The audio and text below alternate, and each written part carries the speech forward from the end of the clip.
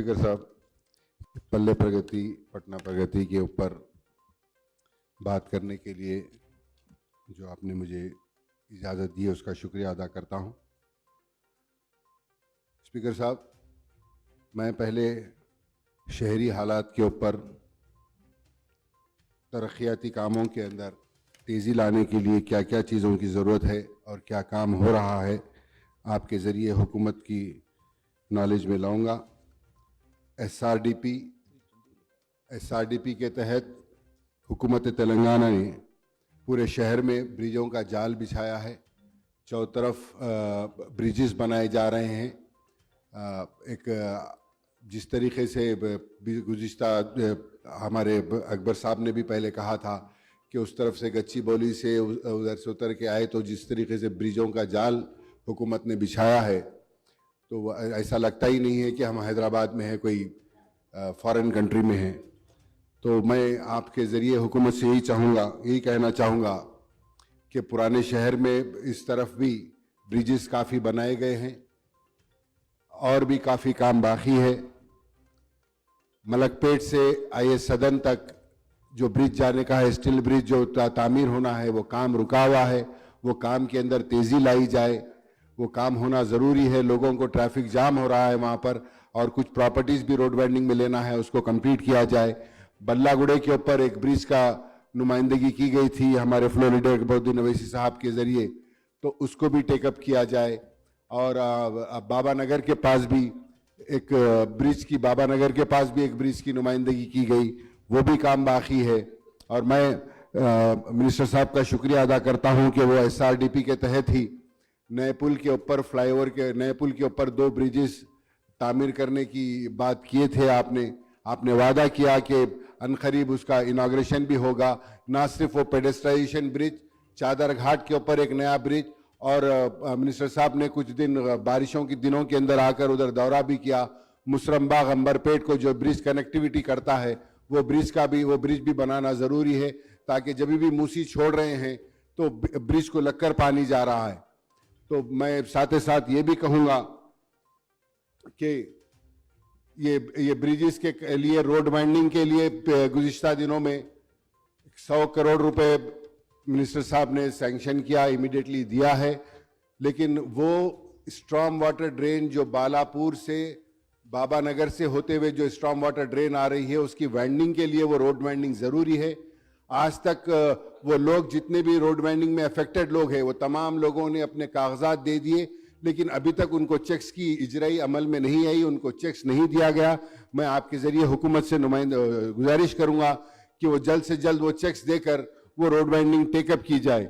और एसएनडीपी के अंदर नाला डेवलपमेंट प्रोग्राम के अंदर काम हो रहा है, लेकिन मैं आपके ज़रिए हुकूमत से कहूँगा कि पुराने शहर में सिर्फ एक ही नाला है, मेजर नाला, जो तमाम छोटे छोटे नाले आकर उसमें मिलते हैं। जो नाला काफ़ी नहीं हो रहा है, हमको और एक नाले की ज़रूरत है। इससे पहले मिनिस्टर साहब ने कहा था कि उसका प्लान भी बनाया जाएगा, वो बनाए जाए, उसके ऊपर तेज़ी से काम किया जाए। मिनिस्टर साहब, मैं आपसे कहना चाहूँगा कि बालापुर के पास से जो नाला निकलता है, वो एक ही नाला आकर यहाँ से मूसी में मिलता है। तो वो बाज़ वक्त जो हालात हो रहे हैं, अगर से याखुदपुरा इस तरफ के हिस्से के अंदर बारिश नहीं भी हुई, एक खतरा पानी नहीं है, ऊपर जब बारिश होती है तो यहाँ पर नाला ओवरफ्लो होकर पूरों के घरों में पानी रहता है। तो इसके लिए ज़रूरी ये है कि हम जो मलकपेट रेलवे स्टेशन है, मलकपेट रेलवे स्टेशन के पास एक वेंट बन रहा है। बालापुर का नाला चौड़ा है, यहां पर आकर याकुतपुरे के पास आकर नाला छोटा हो जा रहा है, तो वहां से होते हुए आजमपुरे से मलकपेट में नाला जा रहा है। तो नेचुरल बात है कि जब बड़े नाले से छोटे नाले में पानी आएगा तो वो कैसा भी ओवरफ्लो होगा। तो मलकपेट के पास, पद्मानगर के पास से जो नाला नदी में जाकर मिल रहा है, वहां से वो नाले की साइज डबल करना जरूरी है, ताकि आसानी से पानी यहां पर ओवरफ्लो होने की बजाय वहां से पास होकर मूसी में चला जाए। और उसके साथ जितने भी स्ट्रॉम वाटर ड्रेन्स बना रहे हैं आसपास में, पूरे लेकर आके वही नाले में मिला रहे हैं। तो मैं आपके जरिए यही गुजारिश करूंगा कि एक मास्टर प्लान बनाया जाए, ताकि जितने भी स्ट्रॉम वाटर ड्रेन्स जो बना रहे हैं, बजाय नाले में मिलाने के, कोई एक बड़ा बॉक्स ड्रेन बनाकर लेकर जाकर उसके अंदर उसको अलग से नदी में मिलाया जाए। और बारिश के पानी के लिए ही नदी है। तो नदी के अंदर आज पूरा सीवरेज का वाटर ज्यादा जा रहा है। मैं आपके जरिए ये कहूंगा कि नदी को टेकअप करिए, नदी के ब्यूटिफिकेशन के लिए। मूसी नदी निकलती है विखाराबाद से, यहाँ हमारे कुछ स्टॉर्म वाटर के अंदर बारिश के अंदर सबसे ज्यादा आवाम को सहूलत पहुंचाने के लिए अगर कोई चीज है तो वो है मूसा नदी। तो मूसा नदी के अंदर आज मैं आपसे गुजारिश करूंगा कि मूसा नदी की बाउंड्री फिक्स करिए, उसकी बाउंड्री फिक्स करिए। अगर बाउंड्री के अंदर जितने भी इंक्रोचमेंट्स है, मैं मेरी कॉन्स्टिट्यूंसी के तक आपसे ये कह सकता हूं कि जितने भी इंक्रोचमेंट्स है तमाम लोग को कहीं पर भी डबल बेडरूम या कोई भी हाउसिंग स्कीम के अंदर उनको दे या कंपनसेशन देकर वो लोग तैयार है जाने के लिए। क्योंकि जब भी मूसी छोड़ते हैं पूरों के घरों का सामान, पूरों के घरों में पानी, महमूद अली साहब भी आकर वहां पर देखे थे। तो मैं आपसे यही गुजारिश करूंगा कि पहले सबसे पहले मूसी की बाउंड्री फिक्स की जाए। उसकी बाउंड्री फिक्स करेंगे तो उसके बाद अंदर मूसी के भी डेवलपमेंट के लिए काम किया जाएगा। और सीवरेज का पानी जो मूसी में जा रहा है उसको भी अलग करने के लिए आप काम करा सकते हैं।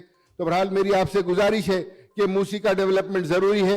मूसी के डेवलपमेंट के लिए एक मास्टर प्लान बनाया जाए और सीवरेज के अंदर, सीवरेज बोर्ड के अंदर आप नए सेक्शंस बनाए मिनिस्टर साहब, ताकि हमारे को आवाम को सहूलत हो कि आसानी से मेंटेनेंस का काम हो सके। लेकिन एयरटेक मशीन्स नहीं है। 2 सेक्शंस वाले जो नया सेक्शन बना दिए वहां पर एयरटेक मशीन नहीं है। दोनों सेक्शन वाले हमारे उन्हों गाड़ी नहीं देते, उन्हों गाड़ी मिसकम्युनिकेशन हो रहा है। तो जितने भी नए सेक्शंस बने हैं उनको एयरटेक मशीन दीजिए। और मैं आपको इससे पहले भी गुजारिश किया था हर सेक्शन को एक MOM के अंदर मेंटेनेंस के अंदर जो है सो मेंटेनेंस करने के लिए सैंक्शन कराइए। तो इसके लिए आवाम को सहूलत होगी, क्योंकि आए दिन सीवरेज के कंप्लेन सबसे ज्यादा है पुराने शहर के अंदर और तमाम इलाकों के अंदर। तो मैं आपसे ये भी कहूंगा कि एक मेन ट्रंक सीवरेज लाइन की प्रपोज करिए जो सही तरीके से ये तमाम सीवरेज को लेकर जाए, उसकी जिसकी वजह से सहूलत हो। काम काफी हो रहा है, लेकिन जो चीजों से तकलीफ हो रही है मैं आपके जरिए हुकूमत की इल्म में लेके आना चाह रहा हूं कि ये काम जरूरी है। और इसके साथ ही साथ डबल बेडरूम के अंदर भी, डबल बेडरूम के तकरीबन रेडी है। अब मैं समझता हूं कि हुकूमत ने ऐलान किया है कि ये महीने के अंदर डबल बेडरूम सबको दिए जाएंगे। तो मिनिस्टर साहब ने पहले भी वादा किया था कि शहरी इलाकों के अंदर 12% और अजला के अंदर, रूरल के अंदर 10%, गरीब मुसलमानों को भी उसके अंदर दिया जाएगा। तो मैं फिर से जो मुतालबा अकबरुद्दीन अवैसी साहब ने मजलिस की जानिब से किया था वो फिर से मुतालबा दोहरा रहा हूं और हुकूमत से मिनिस्टर साहब को ये कह रहा हूं कि भाई कि आप इसको गौर कीजिए, जो वादा पहले किया गया था उसको पूरा करते हुए शहरी इलाकों के अंदर 12% और अजला में 10% गरीब मुसलमानों को इसके अंदर जगह दीजिए, ताकि वो भी गरीब मुसलमानों को घर मिल सके। और इसके साथ ही साथ अजलाओं के अंदर भी बारिश के अंदर अजलाओं के अंदर भी ये प्रॉब्लम हुआ है कि कई जगह रोड तबाह हो गई है, कई जगह नाले ओवरफ्लो हो गए हैं, स्टॉर्म वाटर ड्रेन्स चौकेज हो रहे हैं। तो मैं चाहूँगा कि चाहे बोधन हो, निज़ामबाद हो, करीमनगर हो, महबूब नगर हो, ये तमाम अजलाओं के अंदर भी स्टॉर्म वाटर ड्रेन के और रोडों के काम हुकूमत इसके नए सिरे से लेकर अच्छे तरीके से प्लान बनाया जाए। अभी मुझसे क़ब्ल हमारे भट्टी विक्रम कांग्रेस के फ्लो लीडर साहब भी कह रहे थे कि बारिश के अंदर थोड़ी बारिश हुई तो ट्रैफिक जाम हो जा रही, बारिश हुई तो ट्रैफिक जाम नहीं हो रही, बारिश होते पूरी ट्रैफिक रुक जा रही, बारिश जैसा रुकते पूरे एक साथ निकल रहे हैं उसमें ट्रैफिक जाम हो रही। बारिश जैसा चालू होती सब लोग रुक जा रहे हैं, रोडा पूरे खाली रहते बारिश होते वक्त। जिस वक्त बारिश रुक रही सब लोग एक साथ जब रोड पे निकल रहे हैं तो उसकी वजह से ट्रैफिक जाम हो रही। उसके लिए कुछ एक सही प्लान बनाकर किस तरीके से पब्लिक को डाइवर्ट किया जाए, ट्रैफिक पुलिस को भी उसको इत्मीनान में लेकर प्रोग्राम बनाकर सहूलत दी जाए, ताकि आवाम जो बारिश के बाद जो एक साथ रश निकल रहा है बारिश रुकते ही, उसकी वजह से ट्रैफिक जाम काफ़ी देर तक हो रही है, तो उसकी भी यकसुई की जाए। और उसके साथ ही साथ मेट्रो के लिए मैं कहूँगा कि हुकूमत, मैं शुक्रिया अदा करता हूँ हुकूमत का कि जिन्होंने पुराने शहर के अंदर मेट्रो रेल के लिए मंजूरी दी है। और इंशाल्लाह मैं उम्मीद करता हूँ कि अनकरीब पुराने शहर के अंदर मेट्रो रेल का काम चालू होगा। और मैं हुकूमत से ये भी मुतालबा करता हूँ मजलिस की जानिब से कि ना सिर्फ ये बल्कि नागोल से लेकर जो मलकपेट से होते हुए जो मेट्रो रेल जा रही है, आप LB नगर से उसको IS सदन चौरस्ता मोड़िए, उधर से एक रोड दीजिए, LB नगर से IS सदन लेकर आप वहां से बाबा नगर बल्लागुड़ा से लेकर जाकर एयरपोर्ट को कनेक्ट कर सकते। एक परसों रिसेंटली माधोपुर से एक एयरपोर्ट के लिए सीएम साहब ने एक इफ्तिताह किया मेट्रो रेल का, तो वही मेट्रो रेल को जो माधोपुर से एयरपोर्ट जा रही है, हमारे होम मिनिस्टर साहब के ऑफिस के सामने से मेट्रो रेल जा रही है, वहां से लेकर लकड़ी का पुल, मेहदीपट्टनम, टोली चौकी, शेखपेट से ले आकर उसको कनेक्टिविटी दे सकते हैं।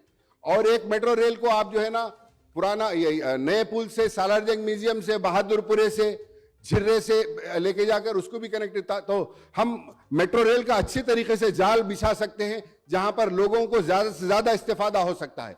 तो मैं आपके जरिए ये कहूंगा कि हम हुकूमत को, अकबरुद्दीन अवैसी साहब रिटर्न के अंदर भी ये तमाम प्लान बनाकर आपको देंगे, तो ये तमाम रूट्स के भी अगर से आप टेकअप करेंगे तो आवाम को भी सहूलत होगी और मेट्रो रेल को भी ज्यादा से ज्यादा आमदनी होगी इससे। तो मैं ये चाहूंगा कि ये भी चीज, तमाम चीज उसके अंदर नोट की जाए। अब उसके साथ ही साथ पब्लिक ट्रांसपोर्ट के अंदर अब आरटीसी हुकूमत ले ली, तो आरटीसी के कई रूट्स बंद हो गए। मैं समझता हूं कि ना सिर्फ जो रूट्स बंद हो गए, हुकूमत लेने के बाद वो तमाम रूट्स चालू होंगे और पुराने शहर में एक अरसे से जो मिनी बसेस का मुतालबा है, ये हुकूमत जो है ना उसको जल्द से जल्द मिनी बसेस का टेंडर बुलाएंगे या कुछ करेंगे। जो पुराने शहर के छोटे गलियां हैं उसके अंदर मिनी बसेस चलाने के लिए हुकूमत जो है सो इसके अंदर भी काम करेगी, ताकि वहां के लोगों को आसानी हो सफर करने के लिए। चारमीनार पेडेस्ट्राइजेशन प्रोजेक्ट, मिनिस्टर साहब ने परसों कहा कि 2025 से 24 के अंदर वो तकरीबन मुकम्मिल कर देंगे। मिनिस्टर साहब ने मुझको, अहमद पाशा खादरी को और हमारे तमाम लोगों, जीएचएमसी के लोगों को, सीपीपी प्रोजेक्ट के लोगों को, जिम्मेदार को, हम तमाम ने मिलकर अपने चंडीगढ़ गए थे। वहाँ पर गोल्डन टेम्पल के पास जो पेडेस्ट्राइजेशन जोन है वहाँ का पूरा मायना करे, वो मायना कर कर आए। फिर उसके बाद वो फसाड उसी तरीके से लाड़ बाजार का फसाड बनाने के लिए हम जाकर, मैं यहाँ तक समझता हूँ 4 साल हो गए, 4 साल के करीब हम अमृतसर जाकर आए थे। तो उसी तर्ज के ऊपर जो है सो बनाने की बात की गई। तो मिनिस्टर साहब ने परसों ही कहा अकबर साहब को कि उसका टेंडर हो गया है, वो अनखरीब खुल जाएगा। लेकिन मैं ये कहूँगा कि स्पीड कराकर काम जल्द से जल्द वो काम कराए, ताकि या खुद लाड़ बाजार खूबसूरत दिख सके और उसके अतराफ में बहुत अच्छा होगा, ताकि नए पुल से ट्रैम्प जाकर, जो परसों भी आपने बात की थी, आपने कहा था कि वो ट्रैम्प का भी जो है प्रोग्राम, ट्रैम्प भी डाला जाए वहां पर। और अरे अभी तो शुरू करें, एक भी बोल रहा था साहब। उसके साथ साथ मैं हुकूमत का शुक्रिया अदा करता हूं कि पिछले कोविड के ज़माने में फ़कीर मुल्ला के पास जो 50 एकड़ ज़मीन थी, उसमें से 35 एकड़ ज़मीन दी गई ख़बरस्तान के लिए और वो काफ़ी यूज़ हो रही है। 15 एकड़ उसमें बाकी है, वो 15 एकड़ ज़मीन भी दी जाए। ना सिर्फ वो 15 एकड़ ज़मीन, इससे पहले भी मजलिस ने मुतालबा किया था कि शहर के अतराफ़ एक 100 एकड़ ज़मीन ख़बरस्तानों के लिए दिए जाए, ताकि सुन्नियों के लिए वही 100 एकड़ में से सुन्नी मुसलमानों के लिए, शिया मुसलमानों के लिए और महदी मुसलमानों के लिए उसके अंदर ख़बरस्तान की जगह उसमें मिली जाए, ताकि अब सहूलत हो। क्योंकि शहर के अंदर तो जगह ख़त्म होते जा रही है, शहर के अंदर कोई इम्कान नहीं है, तो शहर के अतराफ़ कहीं भी एक 100 एकड़ दिया जाए तो हम बहुत अच्छा होगा। हज व उम्रा की बेहतरीन खिदमत का भरोसेमंद नाम Al Hind global services private limited, सऊदी अरब और हिंदुस्तान से मंजूर शुदा Al Hind global services private limited, Mecca और मदीना के करीब रिहाइश और हैदराबादी लजीज खाने, मुक़द्दस मुक़ामात की ज़ियारत, डायरेक्ट फ्लाइट, 15 दिन का पैकेज डीलक्स सिर्फ और सिर्फ 95,000 रुपये और बजट पैकेज सिर्फ 85,000। इसके अलावा लग्जरी ट्रांसपोर्टिंग। उजलत करें, देर न कीजिए, इस सुनहरे मौके से फ़ायदा उठाएं। Al Hind global services private limited, first floor, Babu Khan estate, Basheerbagh. मज़ीद जानकारी के लिए 9949940160 या फिर 04048549586 पर भी राब्ता कर सकते हैं।